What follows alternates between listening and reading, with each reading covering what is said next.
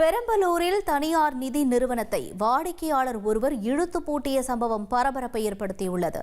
இதுகுறித்தான கூடுதல் தகவல்களை செய்தியாளர் அருண்குமார் வழங்கிட நாம் கேட்கலாம். அருண்குமார், வணக்கம். வாடிக்கையாளர் இந்த மாதிரியான ஒரு சம்பவத்தில் ஈடுபட்டதற்கான காரணம் என்ன? நிச்சயமா, அதாவது பெரம்பலூர் அடுத்து உள்ள திருவள்ளக்குறிச்சி இந்த கிராமத்தை சேர்ந்தவர் தான் ஆனந்தன். இவர் பெரம்பலூர்ல இயங்குற தனியார் நிதி நிறுவனமான இண்டஸ்இண்ட் வங்கி, இந்த வங்கியில டூ வீலருக்காக 95,000 ரூபாய் லோன் வாங்குறாரு. இந்த லோனை மாசம் மாசம் பாத்தீங்கன்னா 2,000 ரூபாய் பக்கம் மாசம் 80,000 ரூபாய் பக்கம் மாசம் கட்டிட்டு வராரு. 7 மாசம் கரெக்டா கட்டியிருக்காரு.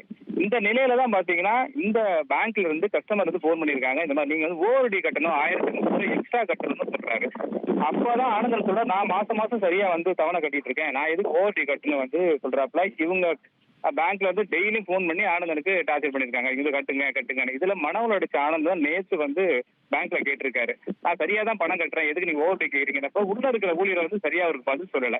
இதனால ஆத்திரம் அடைந்த ஆனந்தன் அந்த வங்கி இருக்கிற ஊழியர்களை உள்ள வச்சு அந்த சட்டரை இறக்கி பூட்டிடுறாரு. இந்த சம்பவம் பெரிய பரபரப்பை ஏற்படுத்திருக்கு. அதுக்கப்புறமேட்டு தான் ஊழியர்கள் ஆனந்தனை சமாதானம் பேசுறாங்க. உங்களுக்கு ஓவர்டி வரல, அது சிஸ்டம் மிஸ்டேக் ஆயிருக்கு, அதனால அதை நம்ம சரிப்படுத்தி கொடுத்துறோம் அப்படின்னு சொன்னதுக்கு அப்புறம் தான் அவர் கதையை திறந்து விடுறாரு. இதுக்கிடையில சம்பவத்துல காவல்துறையினர் ஆனந்தனுடைய பேச்சுவார்த்தை நடத்தி அவரை புகாரையும் வாங்கப்பட்டு அதுக்கப்புறம் தான் அவர் சட்டை திறந்து விட்டுருக்காரு. இந்த சம்பவம் பெரம்பலூர்ல கொஞ்சம் பரபரப்பை ஏற்படுத்தியிருக்கு.